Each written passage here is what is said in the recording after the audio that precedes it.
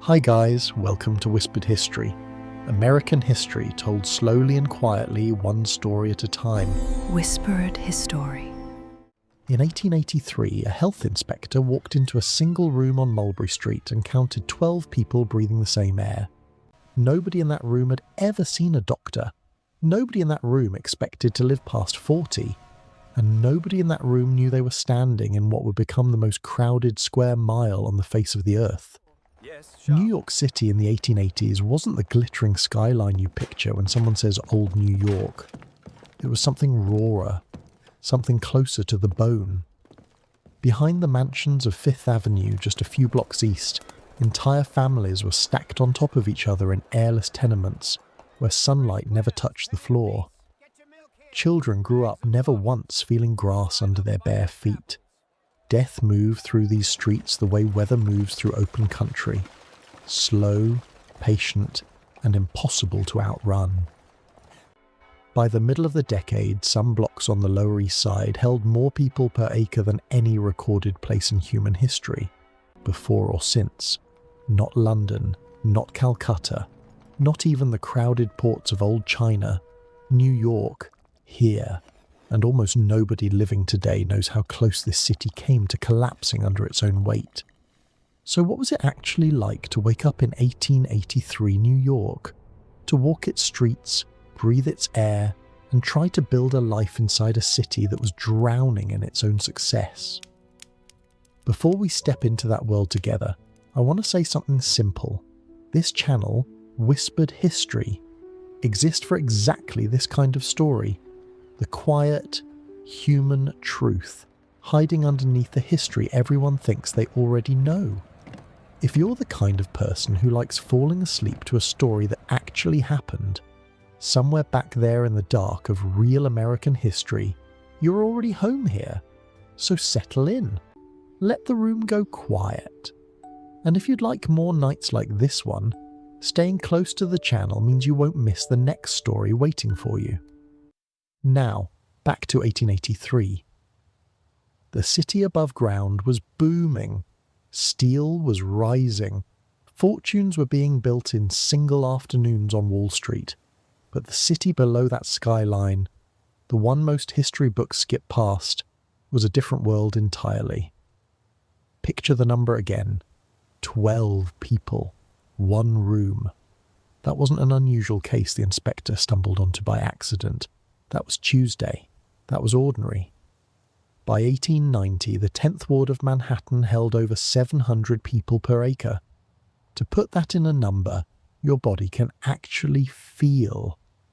Imagine a space smaller than a modern city block, holding more human beings than an entire small town, all breathing the same coal smoke, all drinking from the same contaminated pumps, all hearing each other's coughs through walls thinner than cardboard. And here is the part that should stop you cold. Most of these families weren't the poorest people in America. They were the ones who had already done everything right. They had crossed an ocean. They had learned a new language, or tried to. They had found work in the garment shops, the docks, the slaughterhouses, the endless factories that never seemed to stop needing hands. And still, this was the reward waiting for them. A room with no window. A hallway that smelled permanently of rot and kerosene. A staircase so narrow that two grown men couldn't pass each other without turning sideways. This was the city that built America's fortunes. And it nearly buried the people who built it. Somewhere in one of those tenement rooms, a young Danish immigrant named Jacob Riis was living through exactly this kind of life himself, long before anyone knew his name. He wasn't famous yet. He wasn't anybody yet. He was just another face in a hallway trying to survive a city that didn't seem to notice him at all. What happened to him, and to the thousands of families packed in around him, is where this story really begins.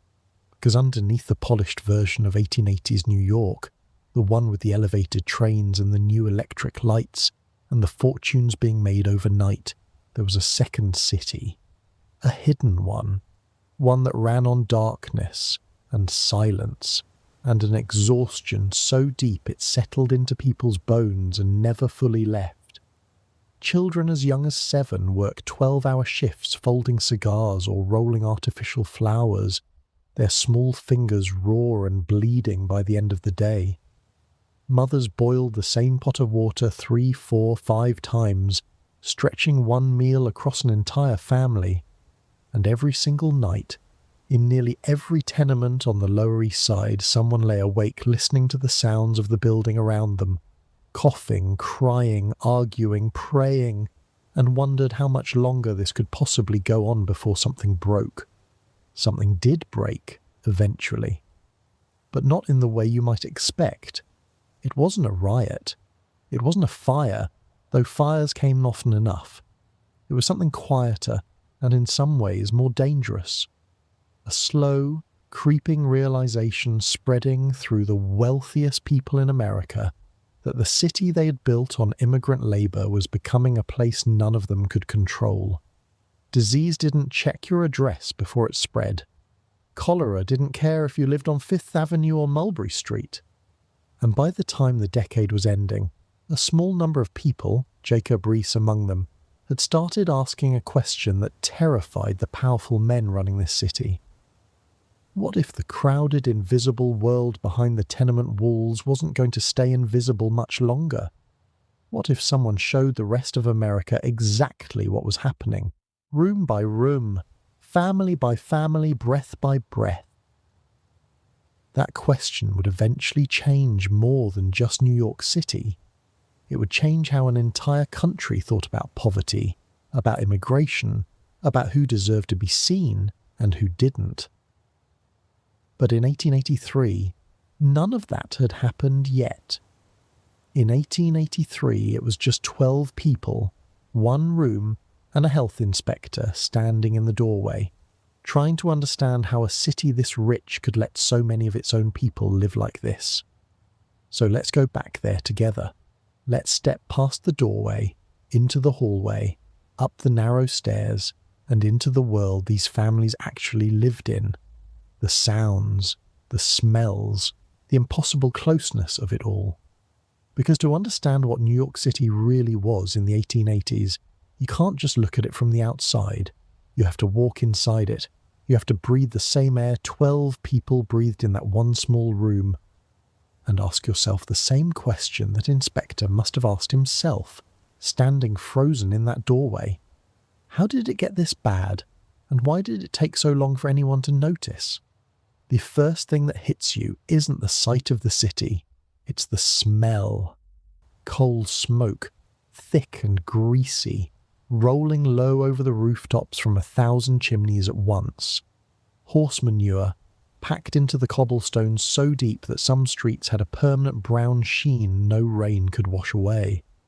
And underneath all of it, something sweeter and more rotten. The smell of the East River at low tide mixing with fish guts from the markets, and the sour reek of garbage piled at the curb, because in 1883 nobody was coming to collect it on any regular schedule at all. You step off the ferry at South Street and the noise arrives before you've even found your footing.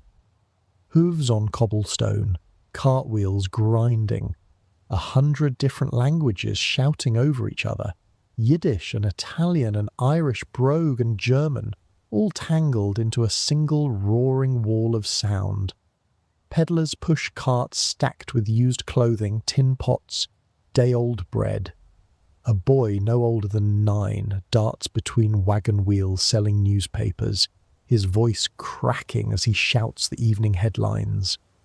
Somewhere close by, a horse-drawn streetcar clatters past on iron rails, packed so tight that men are hanging off the sides, one hand gripping a rail, the other holding a hat against the wind.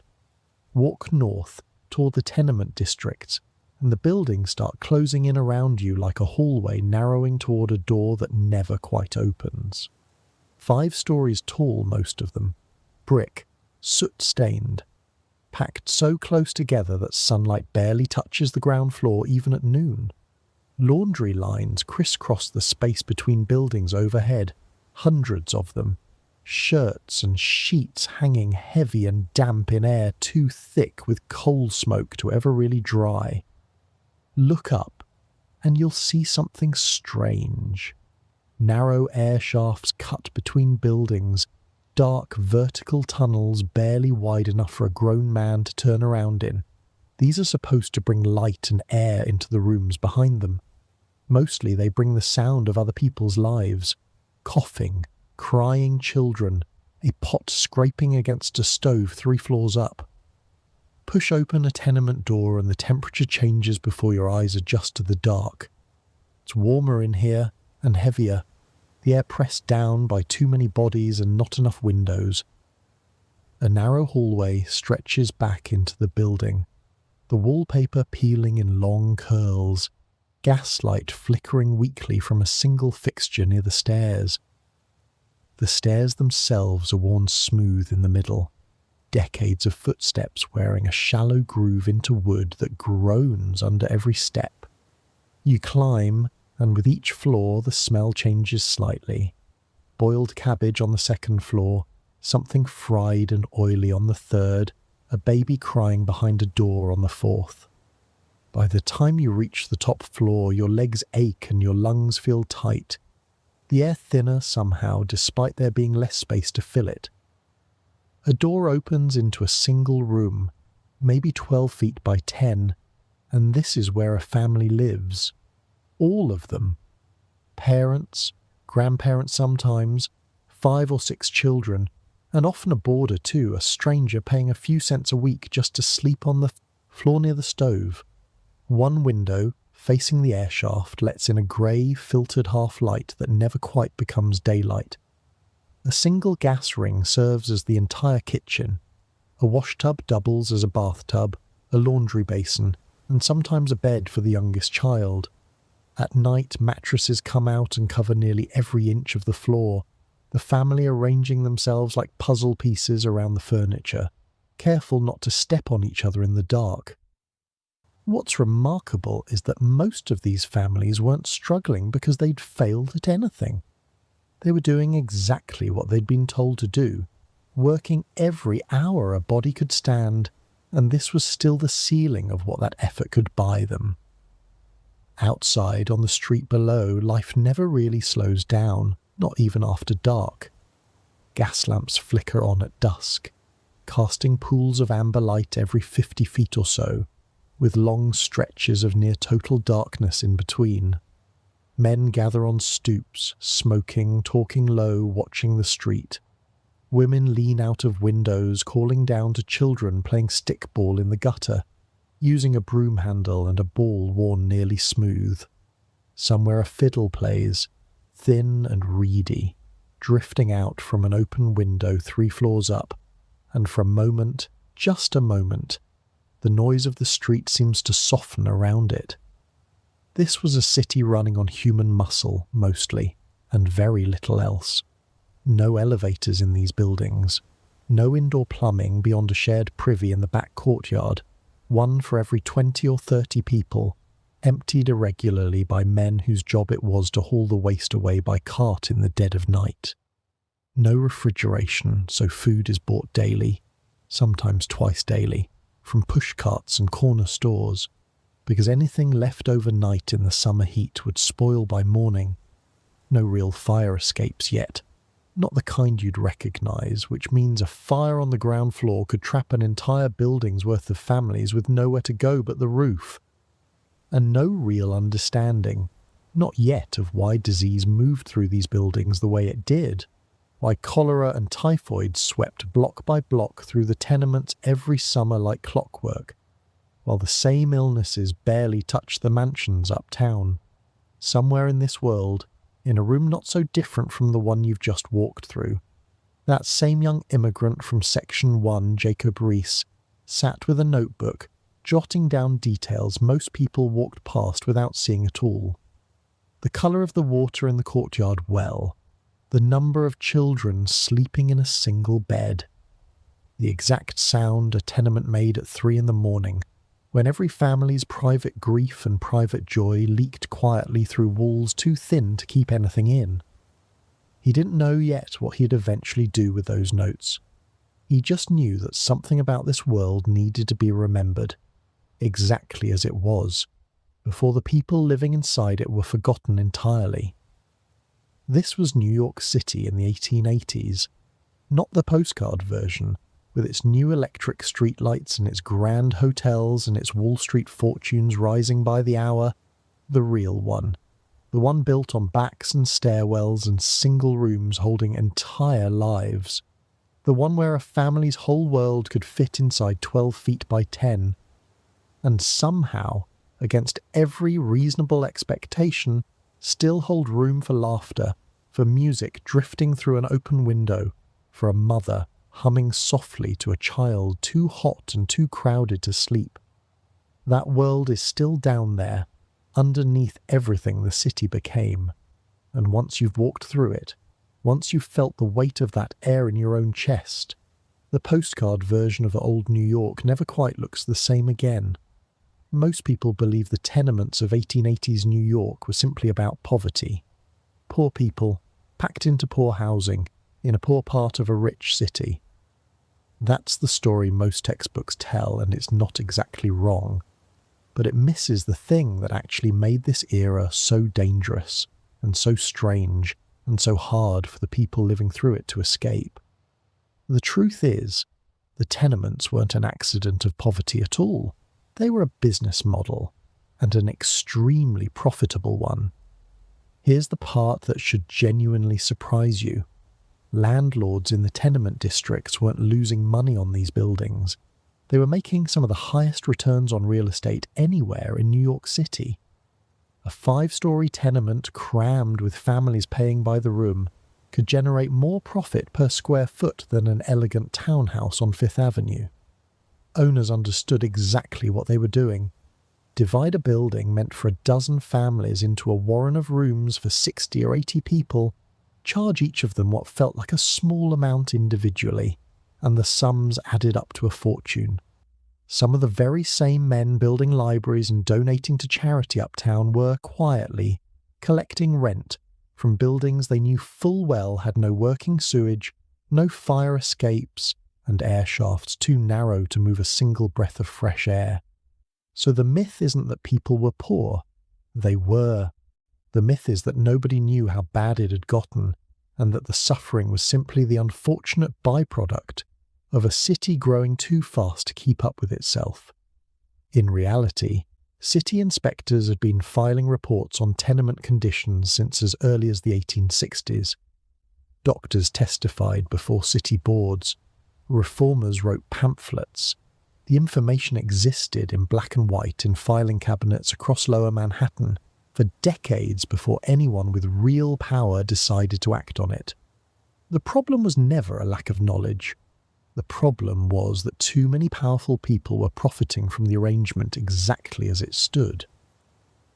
What's remarkable is that some of the worst conditions weren't hidden away in some forgotten corner of the city at all.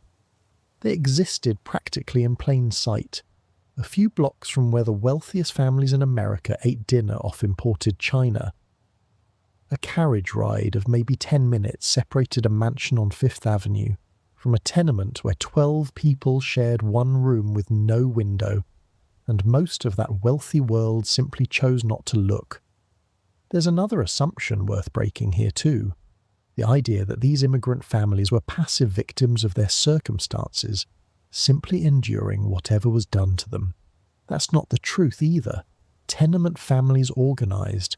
They formed mutual aid societies, pooling small amounts of money each week so that if someone got sick or a breadwinner died, the family wouldn't be left with absolutely nothing. Women ran informal networks passing food, medicine and childcare between apartments, an entire invisible economy of survival that the city's official records never captured. Labour strikes, some of the earliest organised in American history, began in exactly these neighbourhoods, among exactly these workers, years before most of the country had ever heard the word union. These weren't helpless people waiting to be rescued. They were building their own systems of survival, quietly and constantly, using whatever tools the city hadn't taken from them yet. Here's a number that tends to stop people cold once they actually sit with it. By the mid-1880s, some blocks of the 10th Ward held population densities higher than any documented location in human history up to that point. Not just crowded by American standards, crowded beyond anything the modern world had ever measured. And yet, the death rate in these neighbourhoods, while tragically high, wasn't purely a function of overcrowding on its own. It was overcrowding combined with something else entirely.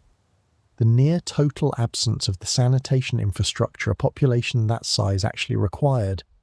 Clean water, sewage removal, regular garbage collection, building codes that meant something.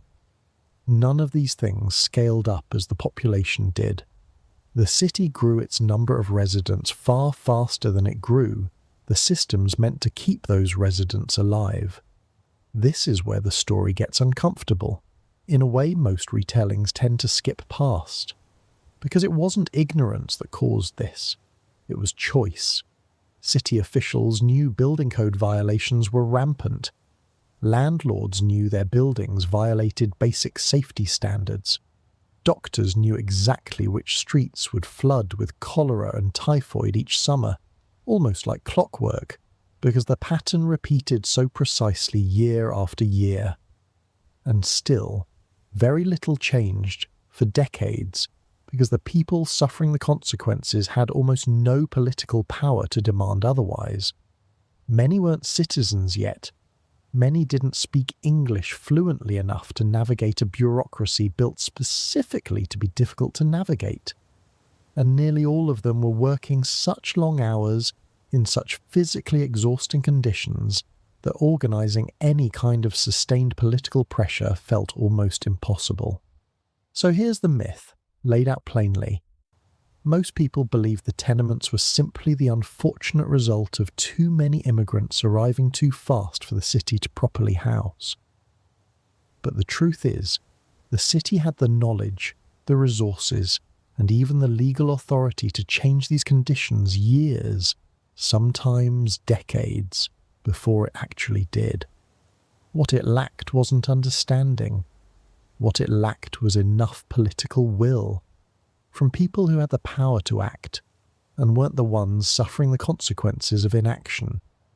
Jacob Riis understood this distinction better than almost anyone else writing about the tenements at the time. He didn't just document suffering, he documented systems, which buildings belonged to which owners, which city officials had been informed of violations and did nothing, which profits were being extracted from human misery with almost mathematical precision. His notebooks, and later his photographs, weren't simply portraits of poverty. They were evidence of a choice made again and again by people who had the power to choose differently. And this is the layer of the story that most people never learn, because it complicates the simple version so many of us grew up believing. The tenements weren't a natural disaster. They weren't an inevitable consequence of immigration or industrialization. They were built, block by block, room by room, by specific decisions made by specific people. Decisions that could have gone differently, and very nearly did, more than once, before something finally forced the city's hand. What was that something? What finally made it impossible for the powerful to keep looking away? That's where the real turning point of this story begins. To understand this story, you need to understand one man first. Not as a photographer, not as a reformer, just as a person, scared and broke and far from home, trying to survive the very city he would one day become famous for exposing. His name was Jacob Riis, and in 1870, at just 21 years old, he stepped off a ship in New York Harbor with almost nothing to his name. A few dollars, a small locket with a photograph inside, and a heart still aching from a woman back in Denmark who had turned down his marriage proposal. He didn't come to America chasing fortune. He came because staying home with his heart broken and his prospects thin, felt unbearable. For the first few years, New York nearly broke him completely. He worked as a carpenter when he could find the work, then a bricklayer, then briefly as a farmhand somewhere north of the city, sleeping in barns when nothing better was available. There were nights, he later admitted, when he genuinely didn't know where his next meal would come from. One particularly brutal winter, with no money and nowhere to sleep, he was turned away from a police station lodging house, the last resort for men with nothing left, because the only bed available had already been given to someone else. He slept outside that night, on a bench, in weather cold enough to kill a man less stubborn than he was. A small stray dog curled up against him for warmth, the only companionship he had in a city of over 1 million people. By morning, a policeman had kicked the dog to death for barking, and Reese carried that image with him for the rest of his life. A small, senseless cruelty delivered casually without a second thought to something that had nothing and no one to protect it. He never forgot what it felt like to be that invisible. Slowly, painfully, his life began to turn. He found steady work, first as a travelling salesman, then eventually landed a job that would change everything. Police reporter for the New York Tribune, working out of a small office directly across the street from police headquarters on Mulberry Street, the very heart of the tenement district. For over a decade, his job required him to walk into these buildings at all hours, day and night, following police officers into the exact rooms most of wealthy New York pretended didn't exist. He saw the same overcrowding he'd once nearly succumbed to himself, except now he was seeing it from the outside, notebook in hand, forced by his profession to look closely at things most people cross the street to avoid. What's remarkable is that Reese never wrote about these families with the cold distance so many journalists of his era used. He wrote about them the way you write about people you recognize in yourself, because he did recognize himself in them.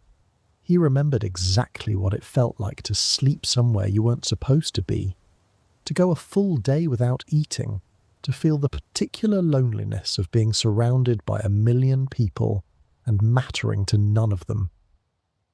That memory became the engine behind everything he did next.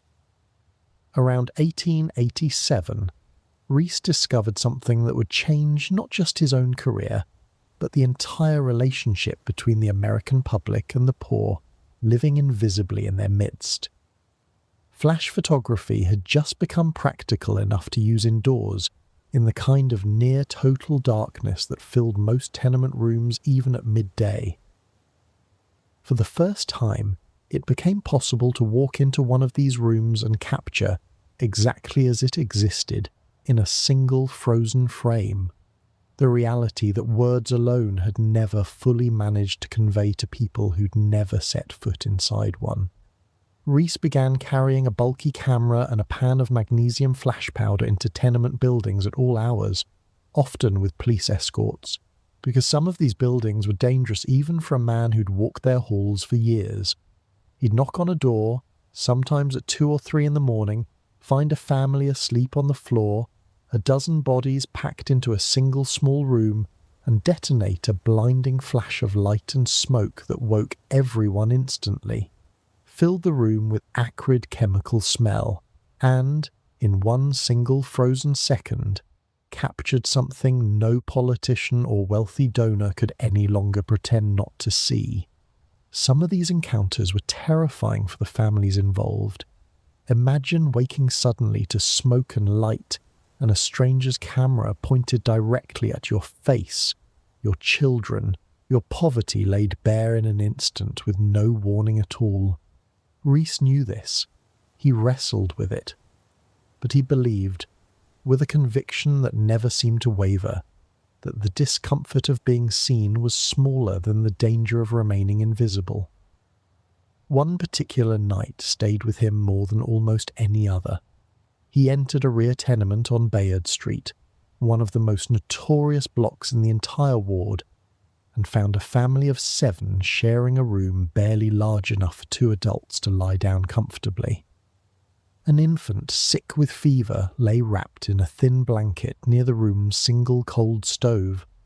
The mother, exhausted beyond words, barely reacted to the flash of light and smoke that filled the room. She'd stopped being surprised by anything the world could still do to her. Reese photographed the room exactly as he found it, then quietly left a few coins on the small table by the door before stepping back out into the hallway, the smell of magnesium smoke still burning in his throat. He never named that family in his published work. He didn't need to. Their room became, in a sense, every room like it across the entire Lower East Side. A single image standing in for thousands of lives most of New York never once considered. By 1890, Reese had compiled these photographs, alongside years of reporting, into a book he called How the Other Half Lives, a title drawn from an old proverb about the wealthy, never truly knowing how the poor around them actually survived.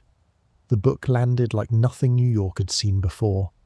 For the first time, the city's wealthiest residents, the same men who owned tenement buildings without ever setting foot inside one, could open a book at their own dinner table and see, in unmistakable photographic detail, exactly what their profits had been built upon. One young politician read the book cover to cover in a single sitting, then showed up unannounced at Reese's newspaper office the very next morning, asking simply, "What can I do?" That young man was Theodore Roosevelt, then serving as New York City's police commissioner, years before the presidency that would define most people's memory of him. Reese's own history, the cold nights, the dead dog, the years of near invisible poverty, never fully left him. It shaped every photograph he took, every family he chose to feature, every word he wrote about a world he'd once been trapped inside himself. He wasn't an outsider documenting suffering from a comfortable distance. He was a man who remembered in his own bones exactly what it felt like to be the person on the other side of that camera lens, and who spent the rest of his life making absolutely certain nobody with the power to help could claim, ever again, that they simply hadn't known. His story, and the families whose rooms he stepped into night after night, would soon collide with forces far larger than any one photographer could have imagined. Forces that were about to turn a quiet campaign of documentation into one of the most consequential fights in the history of American cities. Here's where the story most people know starts to bend into something more complicated.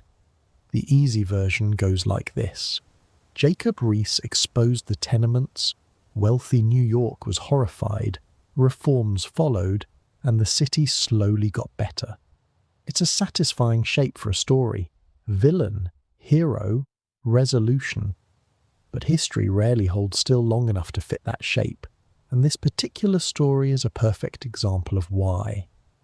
Because here's the angle almost nobody considers.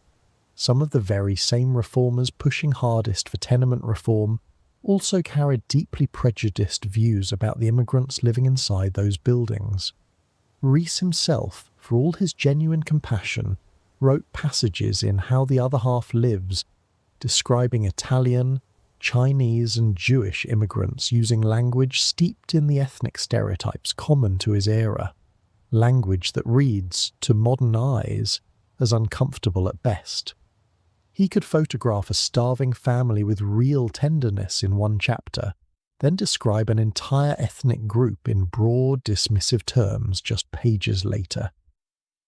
This wasn't unusual for reformers of the period.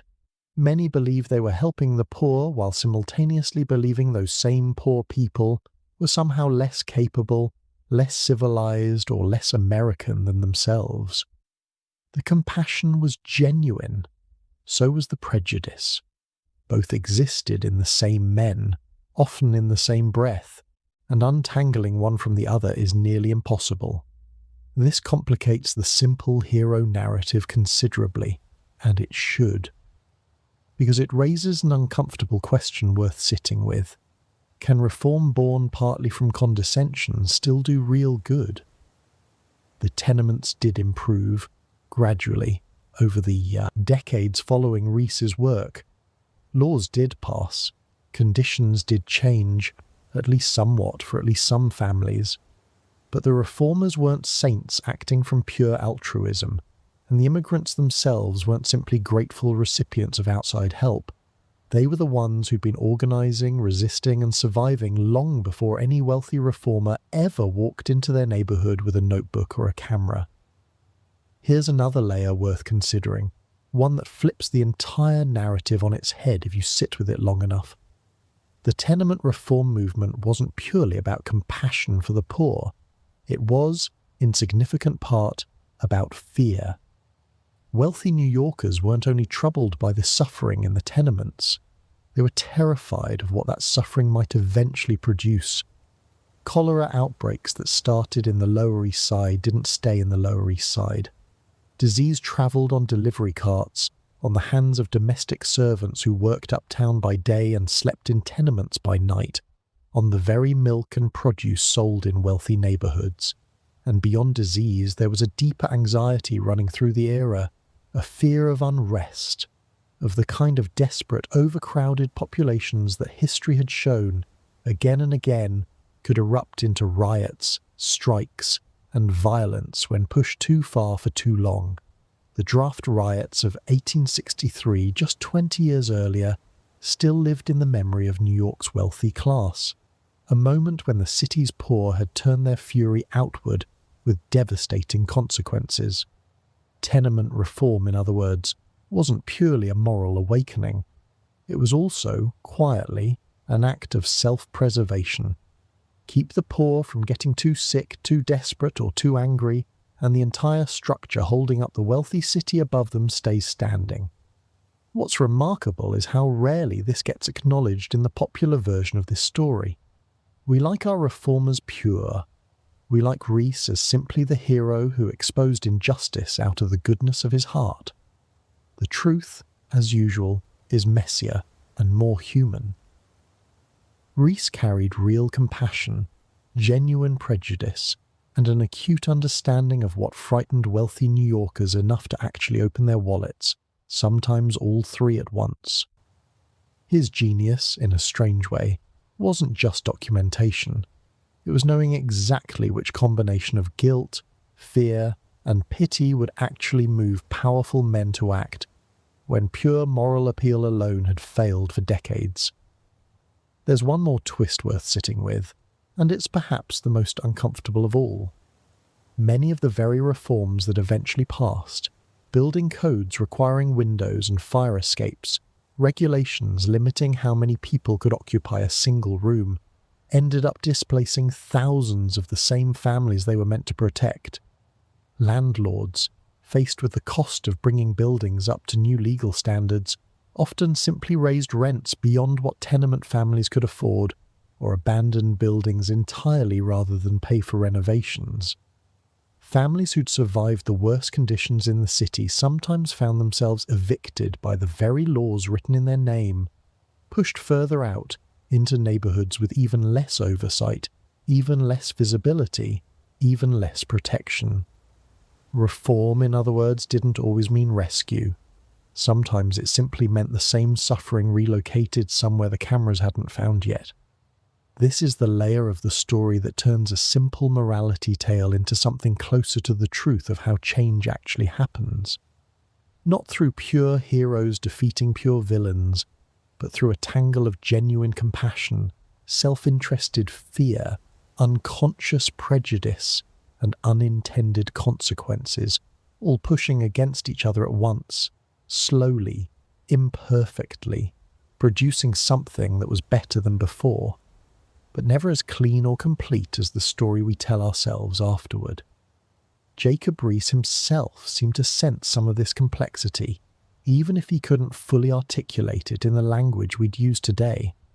Late in his life, he expressed frustration that reform had moved so slowly, and disappointment that some of the very laws he'd fought for had been weakened, ignored, or twisted into something that didn't quite serve the families he'd photographed all those years earlier.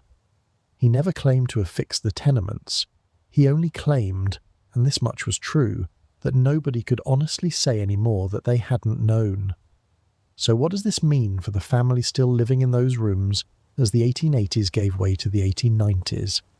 It means the ground was shifting beneath them, unevenly, unpredictably, sometimes for better and sometimes for worse, often depending less on their own effort and more on which combination of fear, guilt, and political convenience happened to be aligned in any given year. It means the story of the tenements isn't really a story of villains and heroes at all. It's a story about how difficult it is, even when the truth is sitting in plain sight, photographed and documented and undeniable, to actually change the systems that profit from looking away.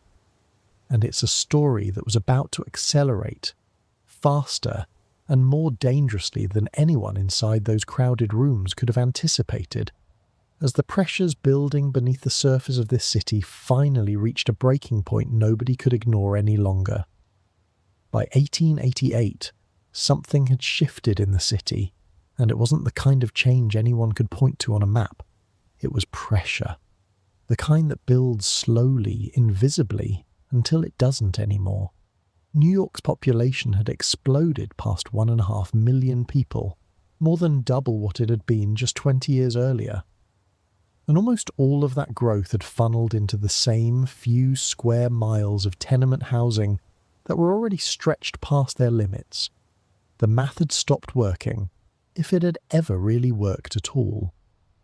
Immigration ships were arriving at Castle Garden faster than the city could process the families stepping off them. Some weeks brought in more than 5,000 new arrivals, nearly all of them heading straight into neighbourhoods already packed beyond any reasonable capacity. Building owners responded the only way the system allowed. They subdivided further. Rooms that once held one family now held two. Basements never meant for human habitation became makeshift apartments, damp and lightless, rented out to families desperate enough to take anything with 4 walls and a door that locked. The city's health department, chronically underfunded and understaffed, tried to keep pace and simply couldn't. A single sanitary inspector might be responsible for thousands of buildings across an entire ward, walking block after block, filing report after report that vanished into the same bureaucratic drawers where earlier warnings had already gathered dust for years. Fires broke out with increasing regularity, spreading fast through buildings packed with people and built almost entirely of wood and cheap plaster.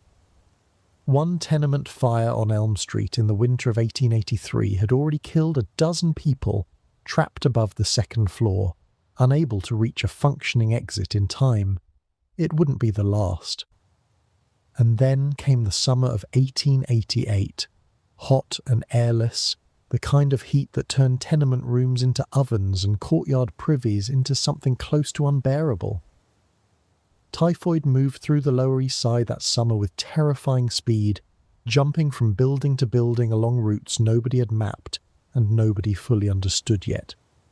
Doctors were beginning to suspect a connection between contaminated water and the spread of disease, but the science wasn't settled, and city officials were slow, sometimes willfully slow, to act on suspicion alone.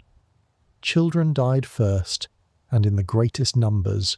Infant mortality in the poorest tenement districts had climbed to levels that would be almost impossible to imagine in a modern American city. In some blocks, nearly 1 in 4 children failed to reach their 5th birthday. What made this moment different from the decades of suffering that came before it wasn't the scale of the tragedy alone. It was that, for the first time, the people documenting it had the tools to make it impossible to ignore. Rees's photographs were beginning to circulate more widely, first through magazine articles, then through public lectures he gave using a magic lantern projector, throwing images of tenement interiors onto a screen in front of audiences who'd never once set foot inside a building like the ones now glowing in front of them. Picture the reaction in one of those lecture halls. Wealthy men and women dressed for an evening out, sitting in velvet seats, suddenly staring at a projected photograph of a child sleeping on a bare floor beside a dead stove, dressed in nothing but rags, in a building not 2 miles from where they now sat. Some of them wept, according to accounts from the time. Others sat in stunned silence. A few walked out entirely, unable or unwilling to reconcile what they were seeing with the city they believed they lived in. The pressure kept building through the following year.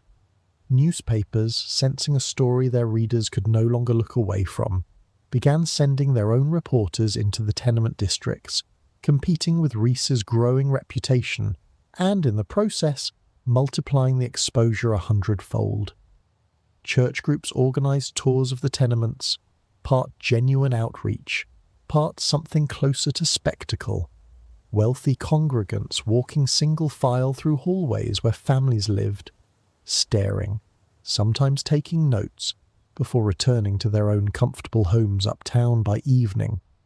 City officials, feeling the mounting public attention, began making public statements promising reform, promising investigations, promising change that for years had somehow never quite arrived.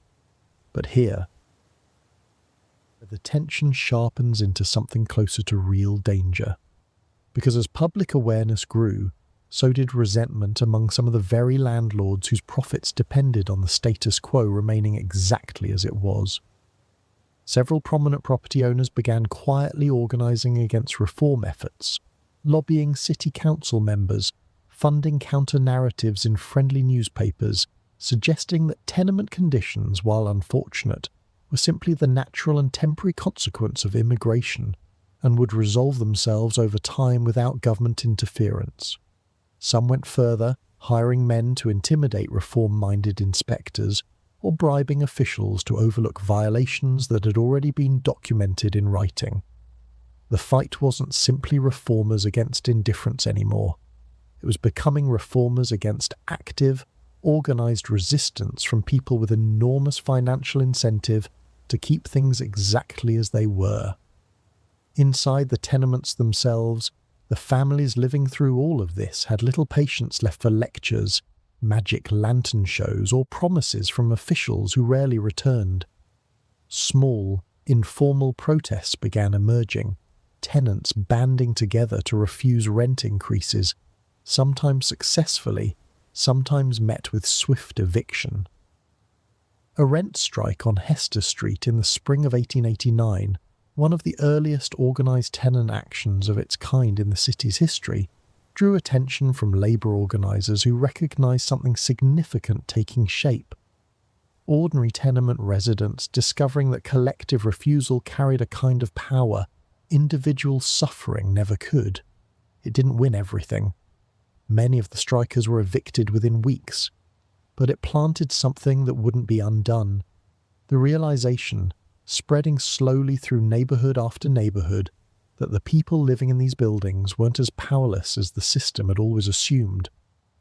By the final months of 1889, the pressure had reached a point where something, somewhere, had to give. Public attention was at its highest point in the city's history. Reform-minded politicians were gaining ground, however slowly. Landlord resistance was hardening into open, sometimes violent opposition, and the families themselves, exhausted from decades of promises without action, were beginning to organise in ways the city's power structure hadn't anticipated and didn't fully know how to control. Something was coming. Everyone who was paying attention could feel it, the way you feel a storm building in the air long before the first drop of rain actually falls.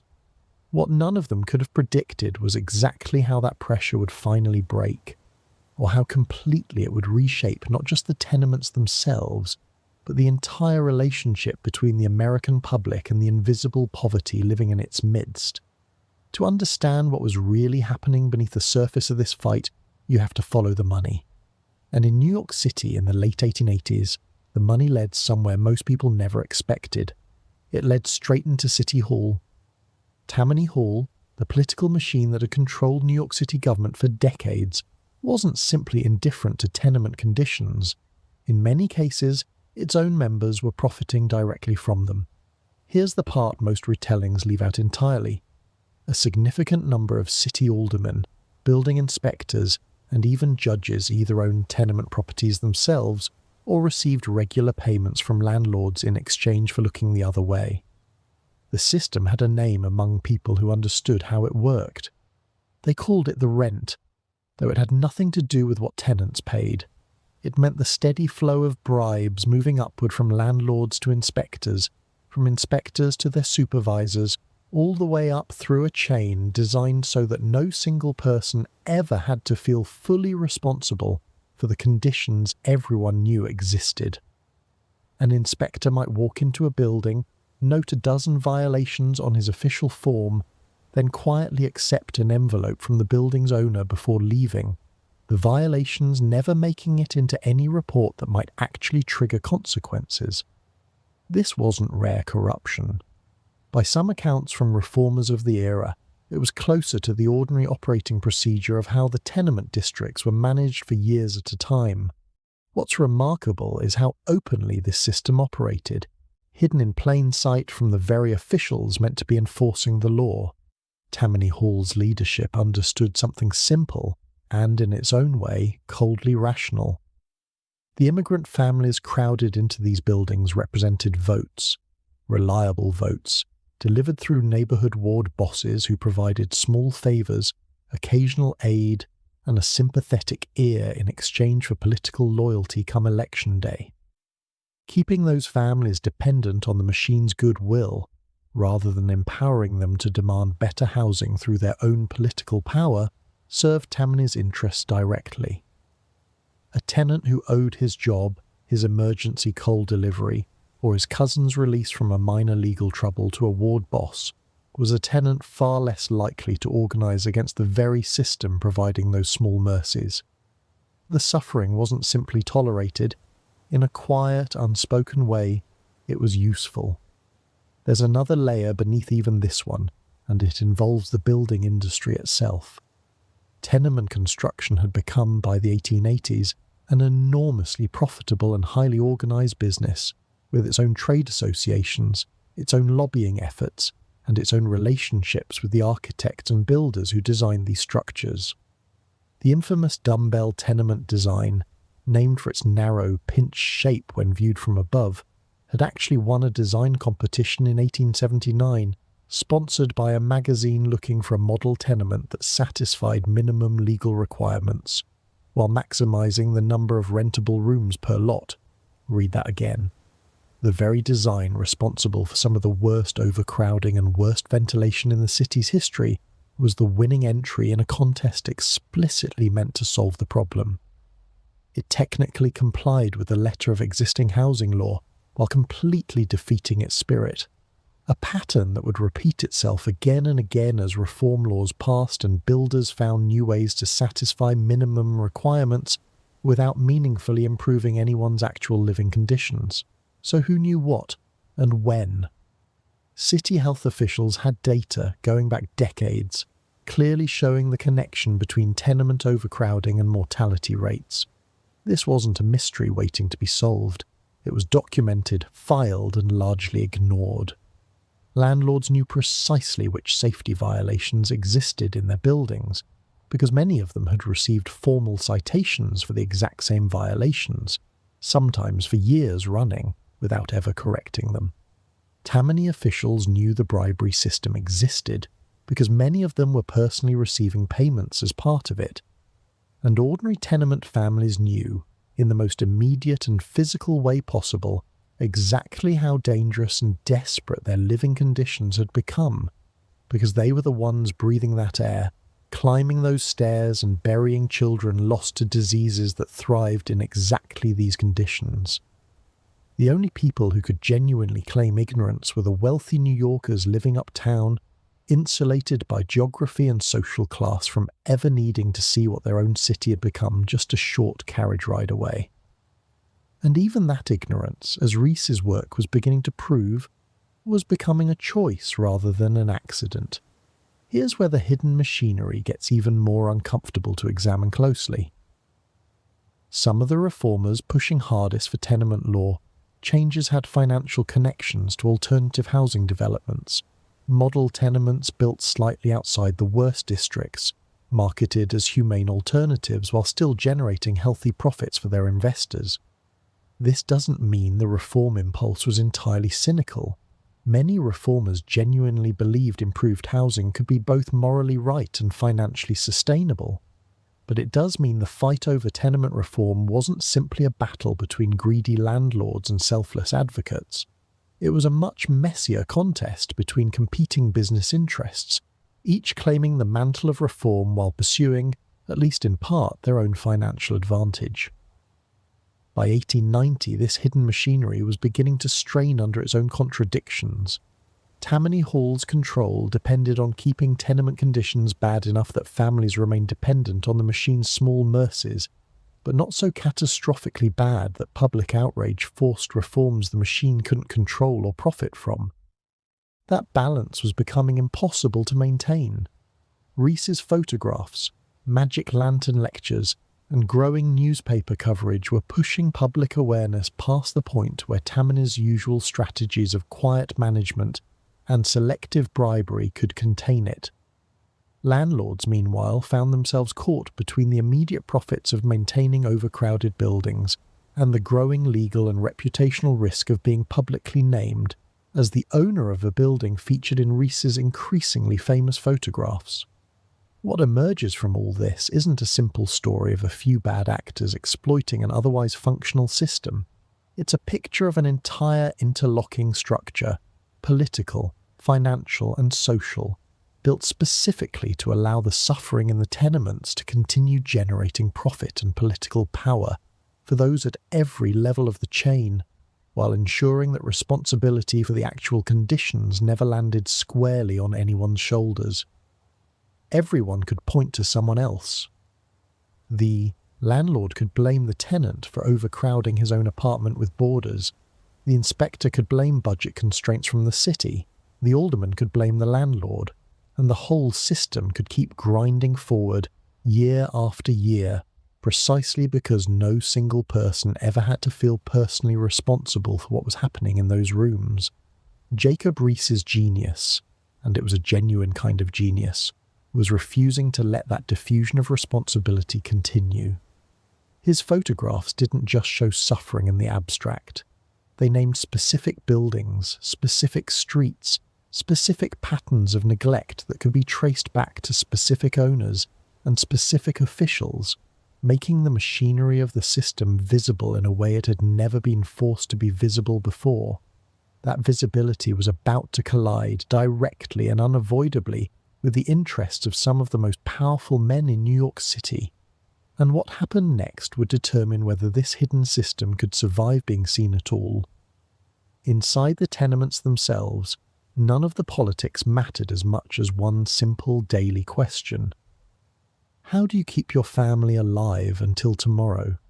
That question shaped everything. Every decision, every risk, every small act of defiance or sacrifice that never made it into any newspaper or official report. And it's in these smaller, quieter moments, largely lost to history, that the real character of this era reveals itself. Consider a mother on Cherry Street, a widow with 4 children, working 12-hour days finishing garments at piece rate in a workshop 2 blocks from her tenement room. She earned perhaps $3 or $4 a week, barely enough to cover rent and food, with nothing left over for the kind of emergency that always seemed to arrive eventually. When her youngest daughter fell seriously ill with fever one winter, she faced a choice with no good option attached to it. Take a day from work to nurse her child, risking her job and the wages her family depended on entirely, or leave for the workshop as usual and hope her older children could manage. She chose to stay home. Her employer, unmoved by circumstances he considered irrelevant to his production schedule, docked her a full week's pay as punishment, then quietly began giving her fewer shifts in the weeks that followed. Her daughter recovered. Her family went hungry for several days as a direct result. This wasn't an unusual story.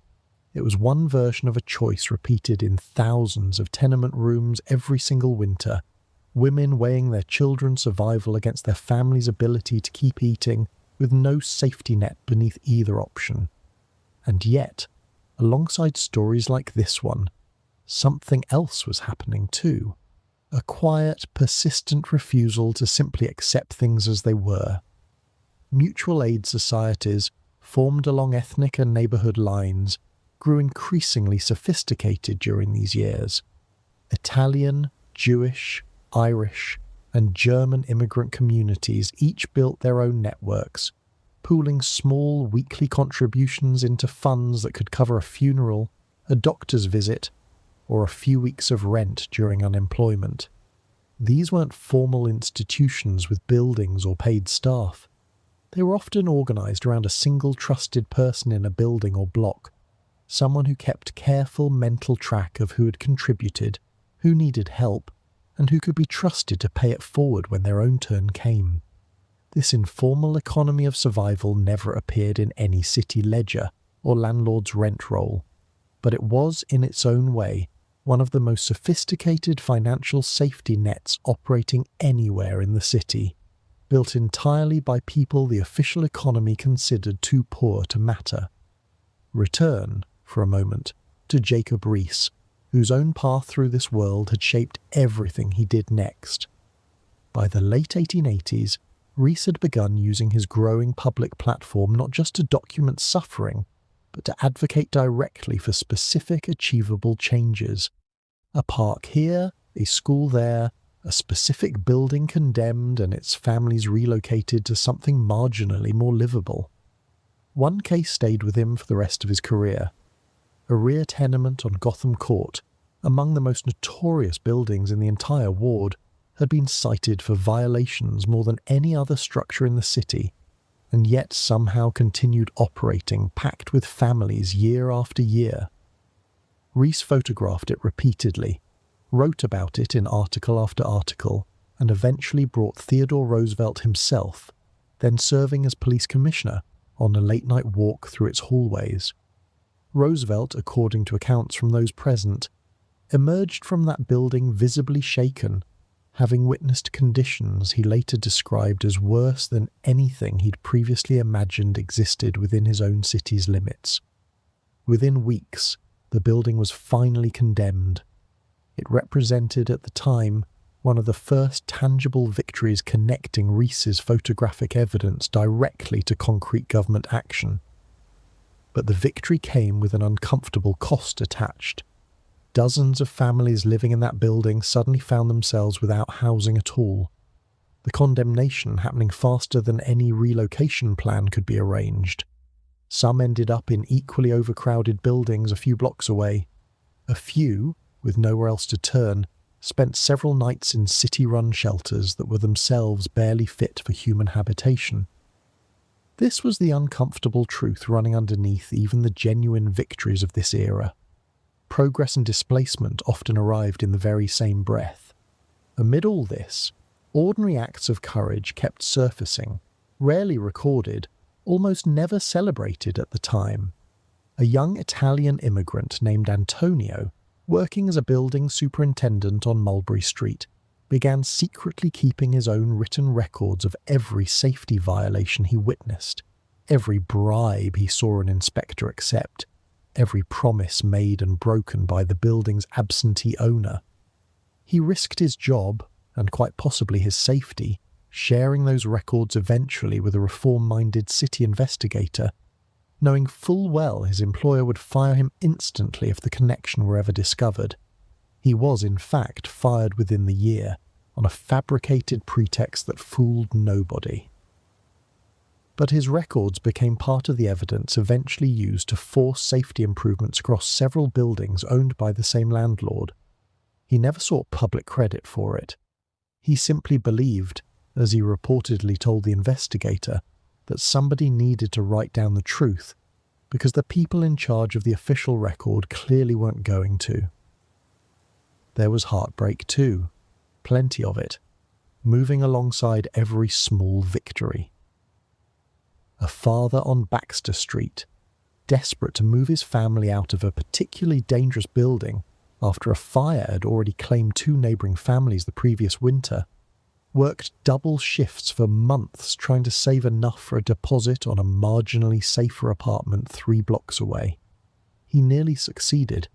Then a sudden downturn in the garment trade cost him his job entirely, erasing months of careful saving in a matter of weeks.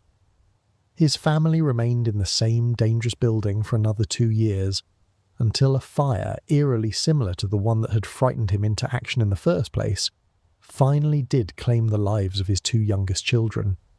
His grief, recorded briefly in a newspaper account almost as an afterthought, never made it into any official reform campaign or political speech. It existed, as so much genuine suffering did during this era, almost entirely outside the historical record, remembered only by the small number of neighbours who witnessed it firsthand. What strikes me most about this period is how consistently ordinary people found ways to resist, adapt, and care for one another, even while operating inside a system deliberately built to keep them powerless. They weren't waiting passively for Roosevelt or Rees or any reformer to rescue them. They were already rescuing each other, quietly, constantly, in ways that rarely made headlines but very often made the difference between a family surviving the winter or not.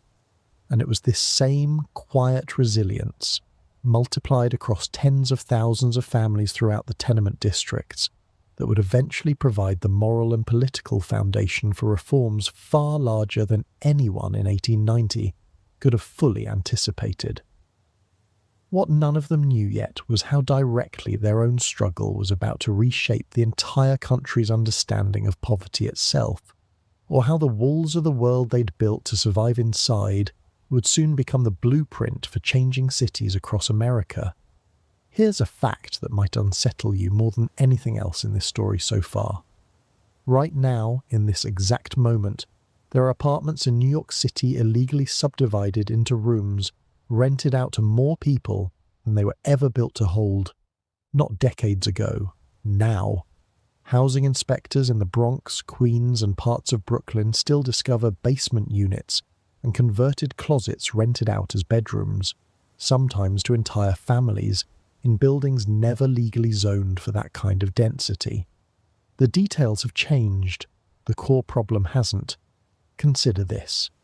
A recent citywide housing survey found that hundreds of thousands of New York City households were living in conditions officially classified as overcrowded, meaning more than 1 person per room, a definition not far removed from the standard used by health inspectors walking tenement hallways nearly a century and a half earlier. Rent in the city has climbed to a point where a worker earning the median wage would need to spend an overwhelming share of their income just to afford an average 1-bedroom apartment, pushing many families toward exactly the kind of doubling up, tripling up, and informal subdivision. Tenements of 1883. The mechanism driving it looks eerily familiar too. Landlords converting a legal 2-bedroom apartment into an illegal 4 or 5-bedroom unit, renting each room separately, extracting significantly more total income from the same physical space. Exactly the same math that made dumbbell tenements so profitable 140 years ago. What would we do differently, faced with the same pressures? Or would we? Immigrant families arriving in New York today, from Central America, from West Africa, from South Asia, often encounter versions of the same choice tenement families faced in the 1880s. Accept overcrowded, sometimes unsafe housing at a price you can barely manage, or remain without stable shelter at all in a city that offers few, better alternatives at the bottom of its housing market. City shelters, stretched well beyond their intended capacity in recent years by rising numbers of new arrivals, have themselves faced conditions uncomfortably reminiscent of the era we've been walking through together. Overcrowded rooms, inadequate sanitation, families sharing space with strangers because no better option currently exists. This isn't a story about one era being uniquely cruel and a later one having somehow solved the problem entirely. It's a story about a pattern that keeps reappearing in different clothing whenever a large city grows faster than its housing supply, and whenever the profit available from packing people tightly together outweighs the cost of the fines and penalties attached to doing so illegally. Jacob Riis's photographs forced 19th century New York to see something it had been avoiding for decades. Today, that same act of forced seeing happens differently, through viral social media videos of illegal basement apartments, through investigative journalism exposing landlords who've accumulated dozens of housing code violations without meaningful consequence, through renters posting their own cramped living conditions online, in a kind of modern echo of the magic lantern lectures that once shocked wealthy audiences a century and a half ago. The tools have changed entirely. The underlying dynamic of profit and shelter existing in uneasy, sometimes dangerous tension has not changed nearly as much as we might like to believe.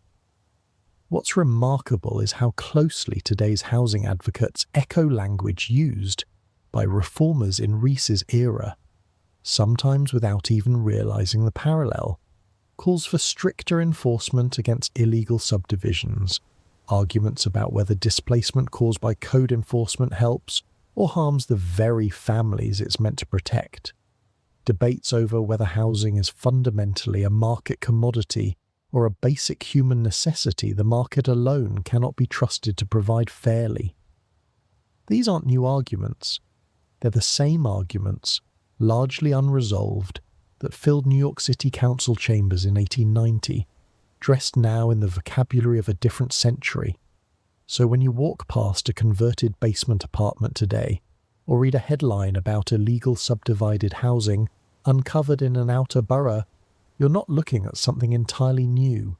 You're looking at the same pressure that filled the tenements of the Lower East Side, still finding new shapes to fill, still following the same basic logic that made those dumbbell tenements so profitable in 1879.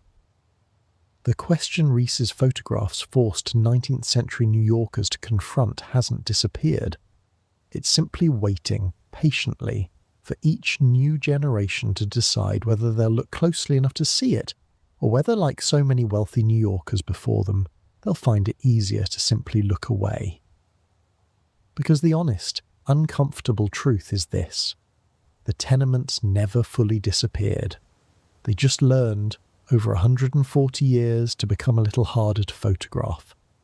Historians still argue, sometimes fiercely, about how to properly judge Jacob Riis and the reform movement he helped ignite. And the honest truth is, there isn't a clean answer waiting at the end of that argument.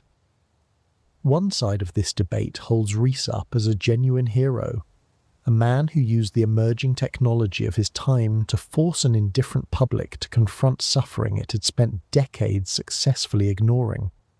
By this view, How the Other Half Lives represents one of the earliest and most effective examples of documentary photography used explicitly as a tool for social change, a template that would later inspire generations of photojournalists documenting poverty, war and injustice across the 20th century and beyond. Supporters of this view point to concrete outcomes. The Tenement House Act of 1895 and the far stronger Tenement House Act of 1901 both drew directly on evidence Riis had compiled, and both meaningfully improved minimum standards for light, ventilation and sanitation in new construction going forward. Real children, by this account, grew up with actual windows in their rooms, actual fire escapes on their buildings, because a Danish immigrant with a notebook and eventually a camera refused to let wealthy New York keep pretending it didn't know what was happening a few blocks from its finest hotels. The other side of this debate raises questions that are harder to dismiss than they might first appear. Critics, including many historians writing decades after Riis's death, point to the deeply prejudiced language scattered throughout his writing, language that reduced entire immigrant communities to crude ethnic stereotypes, even while ostensibly advocating on their behalf. By this view, Riis's work, however well-intentioned, treated the tenement poor less as full human beings with agency of their own, and more as objects of pity, useful primarily for demonstrating the moral seriousness and civic conscience of the wealthy reformers meant to rescue them. This criticism extends further into the practical consequences of reform itself.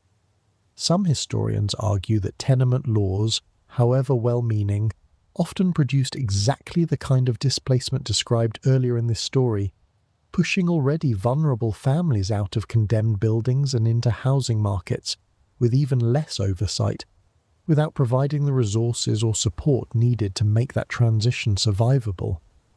By this account, reforms sometimes serve the psychological and political needs of the reformers, allowing them to feel they had addressed a moral crisis, more than it served the actual material needs of the families living through it.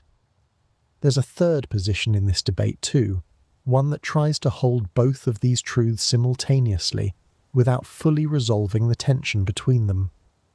This middle position argues that Rees's work can be both genuinely consequential and genuinely flawed at the same time, that a reformer can hold real compassion alongside real prejudice, and that meaningful improvement in material conditions doesn't require the person driving that improvement to have possessed perfectly enlightened views by the standards of a century and a half later.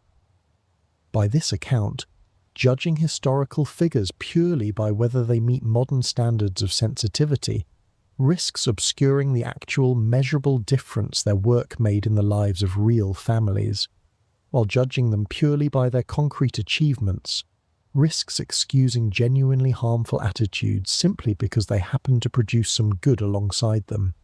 Survivors and their descendants, where their voices have been preserved at all, offer yet another layer to this unresolved question.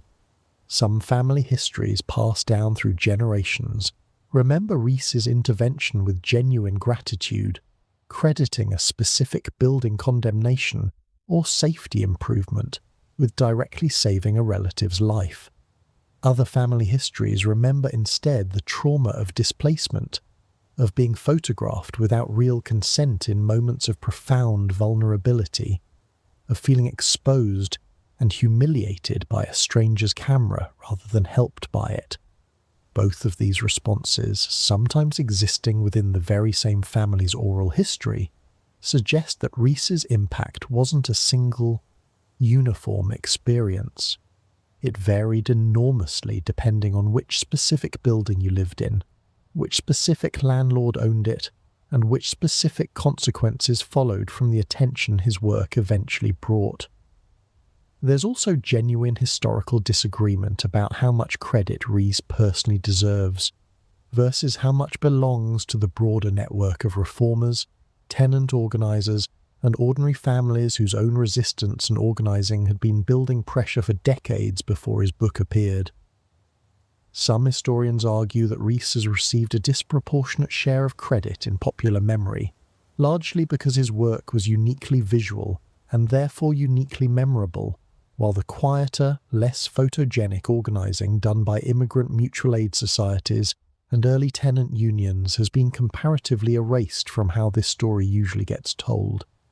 By this view, focusing primarily on Rees risks repeating, even now, the same pattern from a century and a half ago, crediting a sympathetic outside observer for change that the people actually living through the crisis had already been fighting for on their own terms.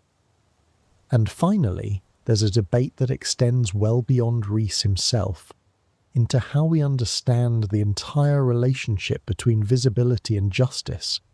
Does simply making suffering visible actually change anything on its own?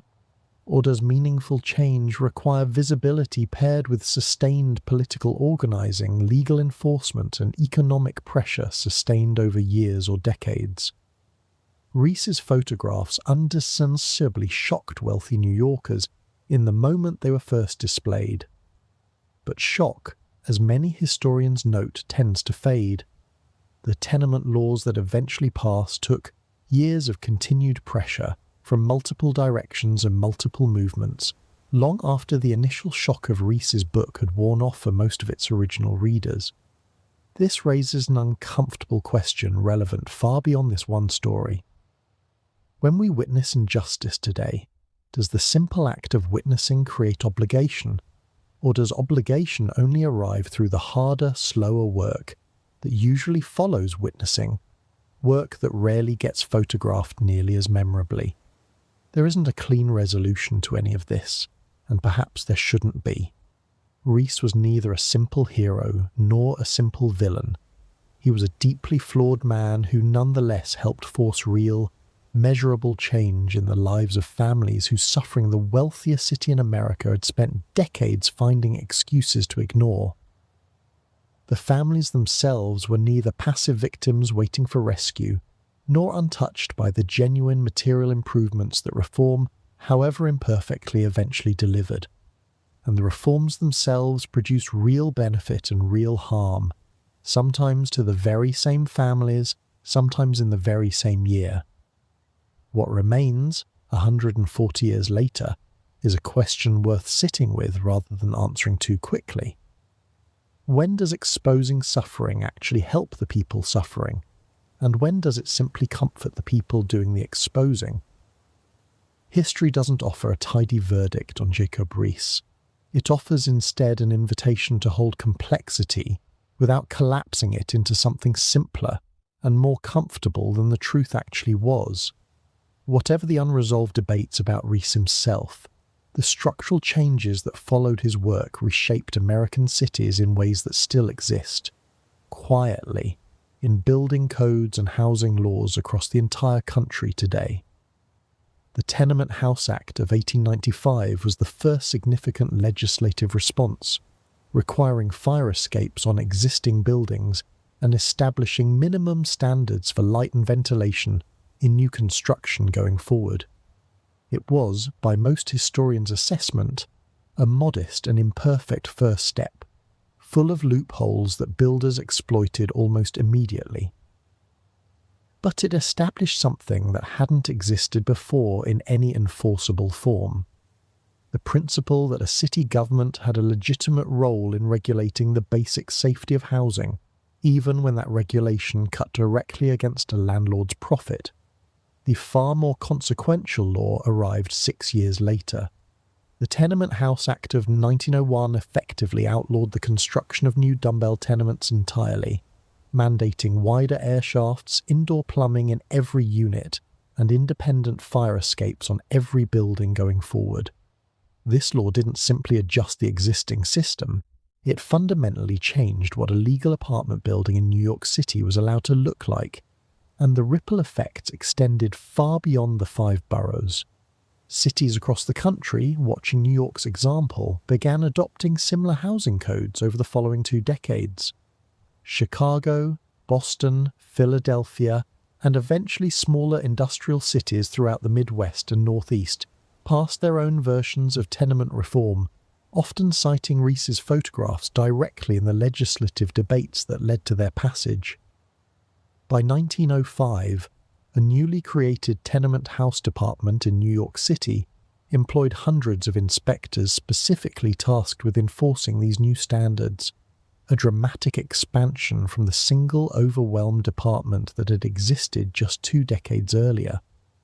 This wasn't simply a larger bureaucracy. It represented a genuine shift in how American cities understood their own responsibility toward housing conditions, moving from a system where safety violations were largely tolerated as long as bribes kept flowing, toward one where enforcement, however imperfect, actually carried real consequences for landlords who ignored the law.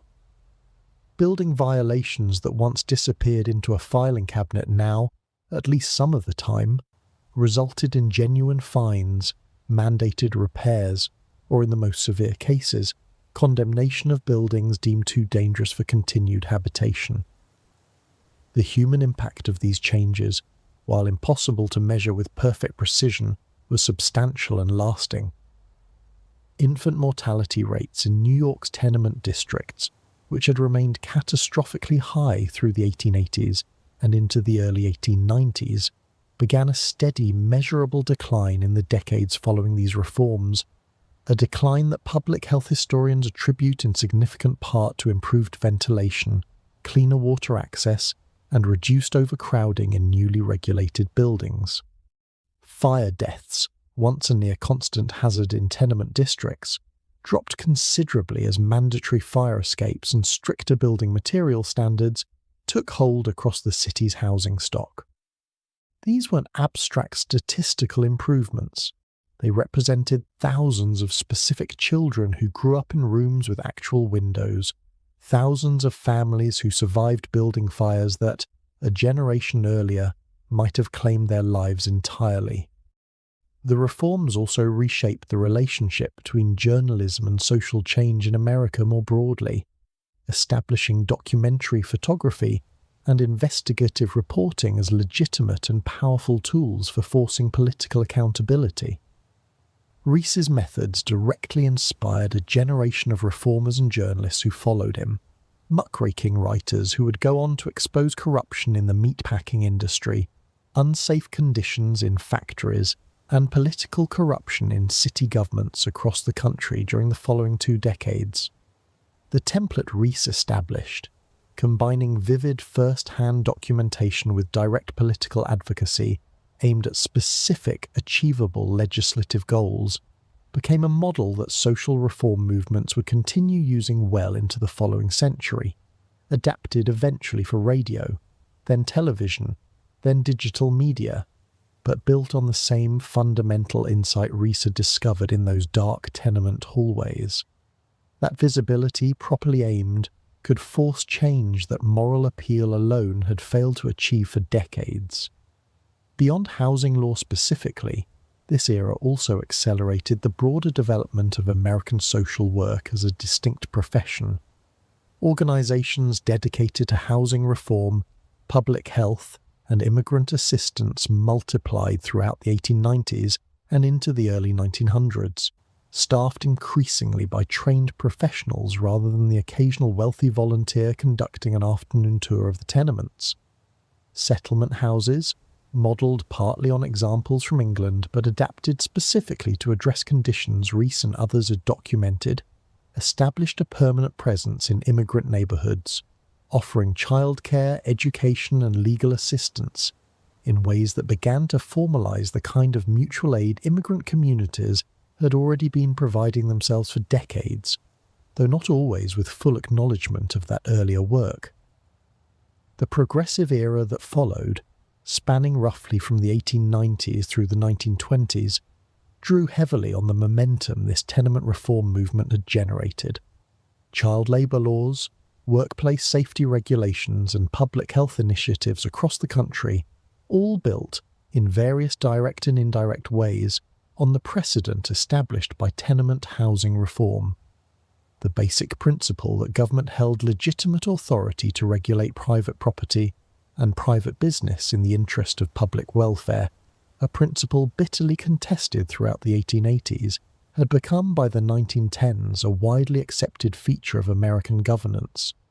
This shift didn't happen because of Rees alone, or because of any single reformer or piece of legislation, but the tenement reform movement he helped catalyse served as one of the clearest, most visible early proofs that this kind of government intervention could produce measurable, meaningful improvement in ordinary people's lives. Not every consequence of this era was entirely positive, and the displacement problems described earlier in this story didn't disappear simply because new laws had passed. Tenement reform, even at its most successful, never fully solved the underlying tension between housing as a profitable commodity and housing as a basic human necessity. A tension that, as we've already seen, continues shaping American cities well over a century later. But something had genuinely and permanently changed. The idea that overcrowded, unsafe housing was simply an unfortunate and unavoidable byproduct of urban growth, an idea that had gone largely unchallenged for decades, had been replaced by a new and lasting principle, that cities bore direct responsibility for the basic safety and dignity of the housing within their boundaries, and that failing to meet that responsibility carried real political and legal consequences.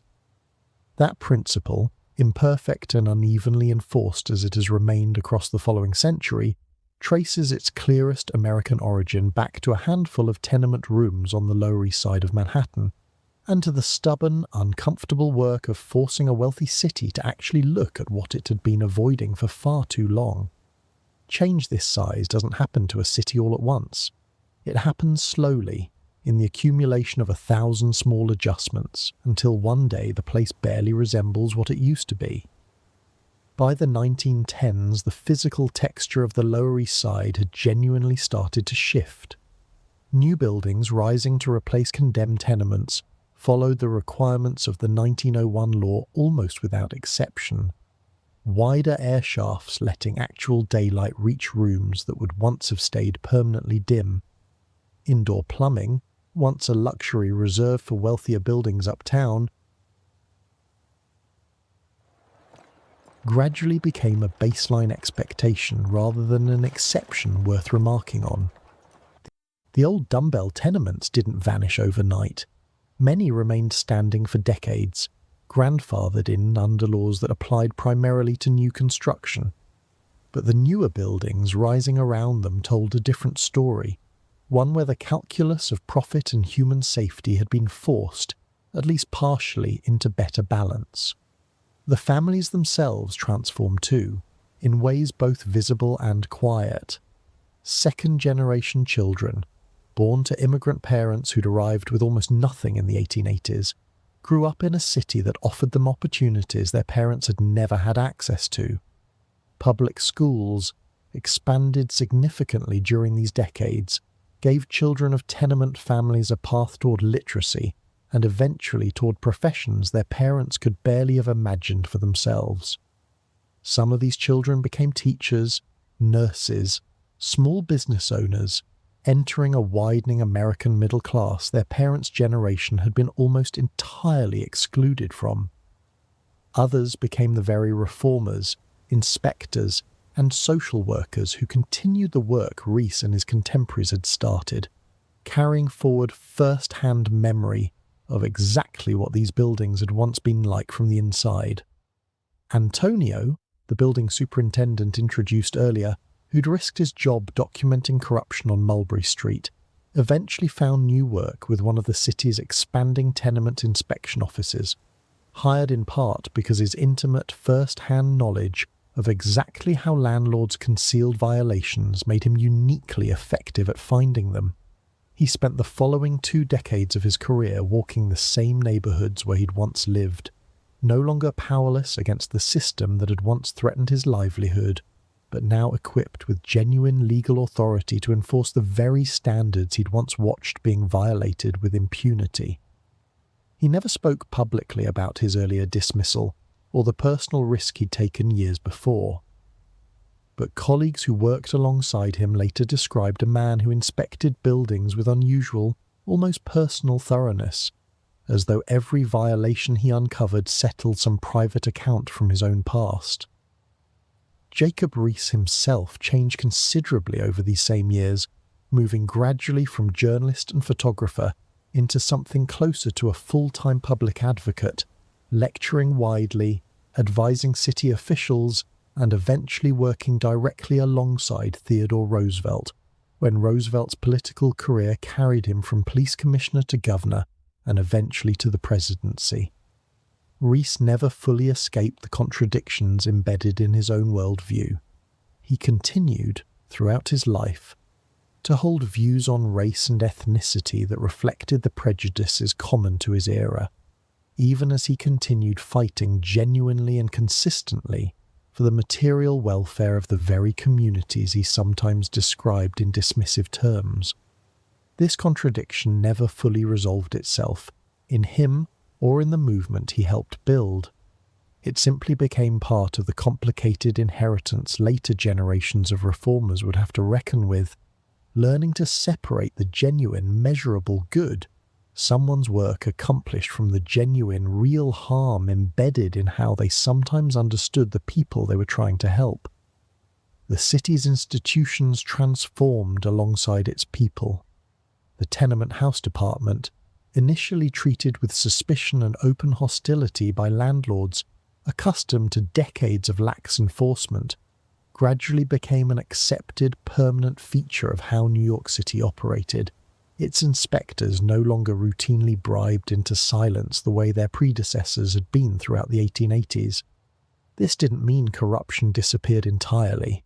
It never fully does, in any city, in any era.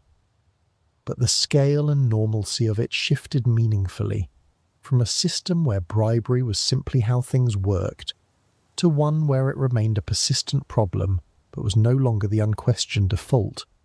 Tammany Hall itself, the political machine that had profited so directly from tenement conditions throughout the period we've been exploring, gradually lost some of its grip on the city as reform-minded politicians, empowered by the same public attention Rees had helped generate, began winning elections on platforms explicitly built around housing and public health reform. Perhaps the most significant transformation was psychological, and harder to measure than any building code or mortality statistic. New York City's wealthy residents could no longer entirely maintain the comfortable fiction that the tenement districts existed somewhere separate from their own city, populated by people whose suffering carried no connection to their own comfort and prosperity. Rees's work, and the broader movement it helped ignite, forced a kind of uncomfortable recognition that has never fully disappeared from American civic life since, that the wealth of a city and the suffering hidden within it aren't separate stories happening to separate people, but two sides of the exact same story, inseparably connected, whether or not the wealthier side chooses to look closely enough to notice. By the 1920s, the Lower East Side that Rees had photographed in the 1880s had become in many ways a different world, not a perfect one. Overcrowding persisted in many buildings. Poverty remained widespread. New waves of immigrants arriving from different parts of the world faced their own versions of the same struggles the previous generation had endured. But something fundamental had shifted in the laws governing these buildings, in the expectations residents held about what a landlord could legally get away with, and in the broader American understanding that housing conditions weren't simply a private matter between landlord and tenant, but a legitimate concern of public policy and collective responsibility. The families who had survived those 12-person rooms in 1883 had, in the span of a single generation, helped transform not just their own immediate neighborhood, but the entire framework through which American cities would understand housing, poverty, and government responsibility for generations to come.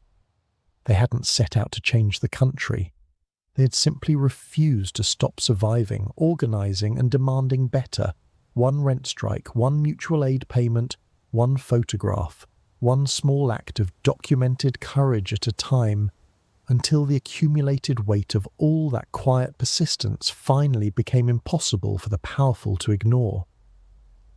There's a piece of wisdom sitting quietly at the centre of this entire story, and it isn't the one you'd expect from a documentary about tenement reform. It isn't simply expose injustice and change will follow. That's too clean, and as we've already seen, it isn't even entirely true. The real wisdom here is something quieter, and in some ways more useful for an ordinary life. It's about the specific power of proximity, the difference between knowing about suffering in the abstract and actually standing close enough to it that you can no longer look away. Consider what actually changed minds in this story, and what didn't.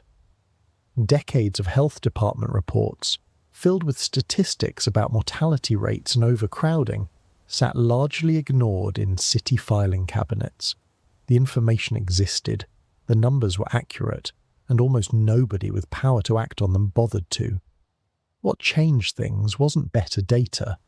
It was proximity delivered differently.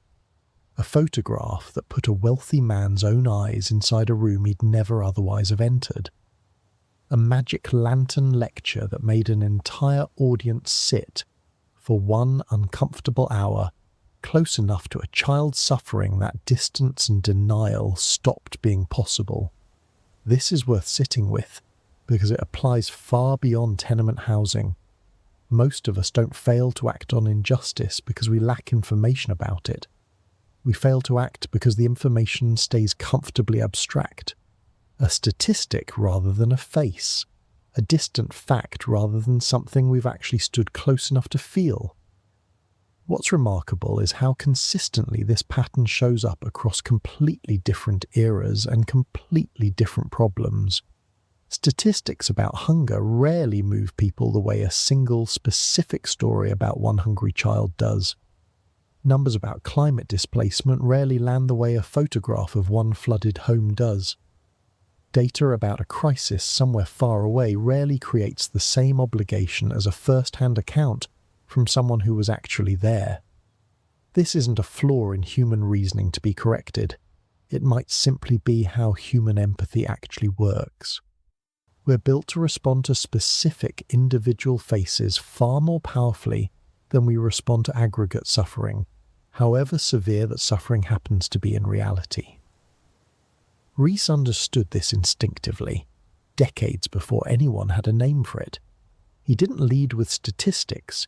He led with a single room, a single family, a single child sleeping beside a cold stove. The statistics came afterward. The support for a truth the photograph had already made undeniable. There's a second piece of wisdom buried in this story too, one that's easy to miss beneath the more dramatic parts of the narrative. Real change, the kind that actually improves people's daily lives, almost never comes from a single dramatic moment. It comes from the unglamorous, repetitive work that follows that moment, sustained over years, sometimes decades, long after the initial shock has faded from public attention. Rees's photographs created a moment of genuine public reckoning in 1890, but the Tenement House Act that actually changed building codes didn't pass until 1901, more than a decade later, after years of continued lobbying, continued lecturing, continued pressure from reformers, tenant organisers, and ordinary families who refused to let the issue simply fade from public memory, the way so many momentary scandals eventually do. This is perhaps the least glamorous and most important lesson embedded in this entire story. The moment that shocks you into caring about something is rarely the moment that actually fixes it. The fix comes later, slower, quieter, built by people willing to keep showing up long after the initial outrage has cooled into something more like patient, stubborn insistence. What strikes me most, thinking back over everything in this story, is how much of the actual survival, the actual resilience, happened in places the historical record barely noticed at all. Not in Rees's photographs, dramatic as they were. Not in Roosevelt's late-night tour of Gotham Court, significant as that moment turned out to be. It happened in a mutual aid society's careful ledger, tracking who had contributed and who needed help this particular week. It happened in a building superintendent's secret notebook, documenting violations he had every reason to fear reporting. It happened in a mother's decision to stay home with a sick child, even knowing the wages she'd lose by doing so. These moments never made headlines. They rarely made it into any official record at all. And yet, collectively, they represent the actual substance of how these families survived an era designed in many structural ways to grind them down. The wisdom here isn't really about famous reformers or landmark legislation, as important as both turned out to be. It's about the accumulated weight of thousands of small, unrecorded acts of care and resistance, each one small enough to seem insignificant on its own, and each one absolutely essential to the larger story actually being possible at all. There's one more layer worth naming clearly, because it's easy to overlook amid everything else this story contains. The people living through these conditions were never simply waiting to be saved. Long before Rees picked up a camera, tenement families were already organising, already caring for one another, already finding ways to survive conditions that would have broken people with fewer internal and communal resources. Reform, when it eventually came, succeeded not because it arrived from outside a passive, helpless population, but because it connected with resistance and resilience that had already been building, quietly and persistently, for years before any wealthy reformer walked into these neighbourhoods with a notebook or a camera. This matters because it reframes what actually made change possible. Not a single hero rescuing the powerless, but outside attention finally catching up to and amplifying a strength that had been present in these communities the entire time, simply waiting for the rest of the city to notice it existed at all. So what do you actually do with a piece of wisdom like this, sitting comfortably in a different century facing entirely different problems? Maybe it's this: the suffering closest to you, geographically or socially, that you've somehow learned not to see, deserves the same kind of proximity Rees eventually forced onto wealthy New Yorkers a century and a half ago. Not because seeing it alone will fix anything, as we've already seen, it rarely does, on its own, but because proximity is where the harder, slower work of actual change always has to begin. You cannot fix what you've trained yourself not to look at, and you cannot sustain the patient, unglamorous effort real change requires without first allowing yourself to feel, in some small and uncomfortable way, why that effort actually matters. That's the wisdom this story leaves behind, quietly, underneath all its drama and complexity and unresolved moral tension. Look closely at what's easiest to ignore, then stay long enough and keep showing up long enough that looking eventually becomes something more than just looking at all. There's a question worth asking now, quietly, after everything we've walked through together. What does it actually mean to call yourself American, if part of that identity was built inside rooms like the ones we've just spent time inside? Because it was. The city that eventually became a symbol of American opportunity, the harbour with its statue of welcome rising over the water, was built directly on top of the labour, the suffering, and the quiet endurance of families crowded into 12 feet by 10. Every garment stitched in those tenement workshops, every brick laid by hands that came home each night to airless rooms, every dollar of profit extracted from rents charged for spaces barely fit for human habitation. All of it fed directly into the wealth and infrastructure that allowed this country to grow into what it eventually became. That's not a comfortable thing to sit with, but comfort was never really the point of understanding your own history honestly. If your family arrived in America at some point in the last century and a half, there's a real chance some version of this story touched your own bloodline directly, whether you've ever heard about it or not. Maybe it wasn't the Lower East Side specifically. Maybe it was a tenement in Chicago, a mill town in Massachusetts, a mining camp in Pennsylvania, or a labor camp somewhere in the agricultural valleys of California. The specific geography changes. The underlying pattern of new arrivals absorbing the hardest, most dangerous, least protected work a growing country had to offer repeats itself across nearly every immigrant story America has ever told about itself. Somewhere in your own family's past, there is very likely a room like the one Jacob Rees photographed on Bayard Street.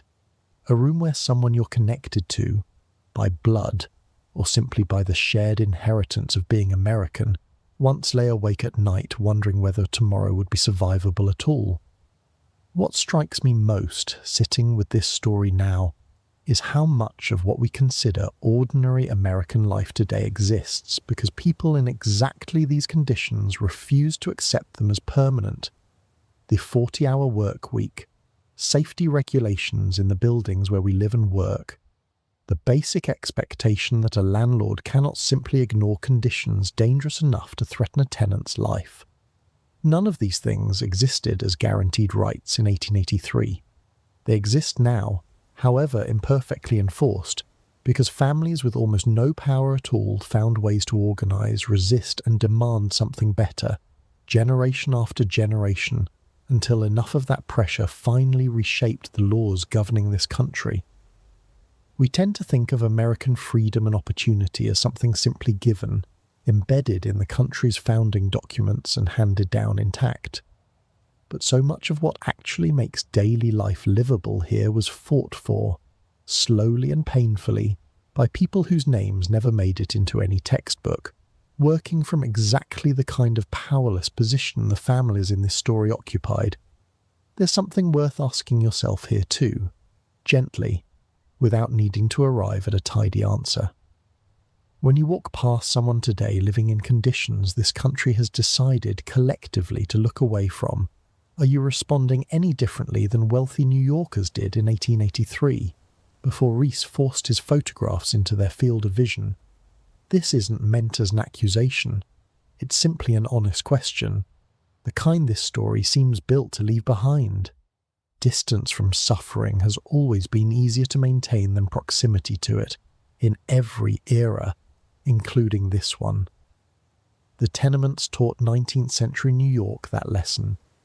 Whether we've fully learned it ourselves remains even now a genuinely open question.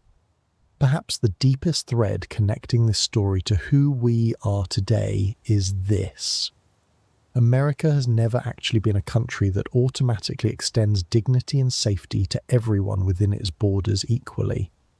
It has always been a country where dignity and safety had to be fought for incrementally by people willing to organize, document, resist, and endure, often for decades, before the systems finally shifted even slightly in their favor. That's not a comfortable version of American identity. It's not the version usually taught in a single, tidy paragraph in a school book, but it might be the truer one, and possibly the more useful one, because it suggests something important about what kind of country this actually is, and what kind of effort it has always required to make it live up to its own stated ideals. The families in those tenement rooms weren't simply victims of American promise falling short. In their quiet, unrecorded acts of resistance and care, they were actively building the version of America that eventually made room for people like them, and eventually for their children, and eventually for millions of families who would arrive in this country long after they were gone. So when you think of yourself as American, whatever that word has come to mean in your own life, consider carrying this thread of the story along with the more familiar ones. You're connected, whether you know the specific names or not, to people who once stood in doorways not unlike the one that health inspector stood in back in 1883, staring at conditions no wealthy nation should have allowed its own people to endure, and who decided quietly and without any guarantee of success that things were going to have to change anyway. That inheritance of quiet, stubborn insistence in the face of conditions that seemed permanent and unbeatable might be one of the truest threads running underneath the entire American story. It was there in 1883. It's still here now, in whatever form this generation's version of that same struggle happens to be taking. And whether you ever consciously notice it or not, you're already part of that same unfinished story, simply by living inside the country those tenement families helped quietly build, one impossible night at a time. Somewhere in New York City tonight, in a borough Jacob Riis never photographed, in a language he never heard spoken on Mulberry Street, a family is folding themselves into a room that was never meant to hold this many people. A child is falling asleep on a mattress laid across a kitchen floor. A mother is calculating in the quiet dark exactly how many more weeks her wages will stretch before something has to give. A father is lying awake listening to the sounds of neighbours through walls too thin to keep anything private at all. The century has changed. The language has changed. The exact shape of the building has changed. The room hasn't. Somewhere else in this city tonight, in an apartment with more square footage than an entire tenement floor once held, someone is scrolling past a headline about illegal basement housing, feeling a brief flicker of concern and then closing the article to move on with their evening. That flicker and that closing is the same choice wealthy New York made for decades before a Danish immigrant with a notebook and eventually a camera made it impossible to make so easily anymore. The tools of avoidance have changed. The choice itself has not. Here's the part of this story that should stay with you longer than any single fact or figure. Every city in every era builds some version of these rooms, not because cruelty is required to build a great city, but because profit and human need will always pull against each other unless something, or someone, insists on holding that tension in balance. New York held that tension badly for most of the 1880s. It held it slightly better afterward, not because greed disappeared, but because enough people, families and photographers and reluctant politicians alike refused to let the imbalance continue invisibly. That work was never finished. It was never going to be. Every generation inherits its own version of the tenement, wearing whatever disguise its own century has fitted it with. What will future historians say about the rooms your own generation chose to see clearly, and the rooms it chose to walk past? What photograph, or video, or quiet piece of testimony is sitting right now in plain sight, waiting for enough of us to actually stop and look at it the way that room on Bayard Street was finally looked at 140 years ago? Jacob Riis didn't fix New York. He forced it, for one uncomfortable, unforgettable moment, to see itself honestly. That's all any of us can really do in any century. Look closely enough that looking away stops being possible, and somewhere, in a room you'll probably never enter, someone is still waiting to find out whether this generation is willing to do the same. Whispered history exists for nights exactly like this one. When a room in 1883 still has something to teach a room tonight, New York never really stopped building its tenements. It just learned to hide them better. If this story kept you close, kept you listening in the dark a little longer, that's the whole point of these evenings together. Rest now. There's always another room, another century, waiting quietly for you here.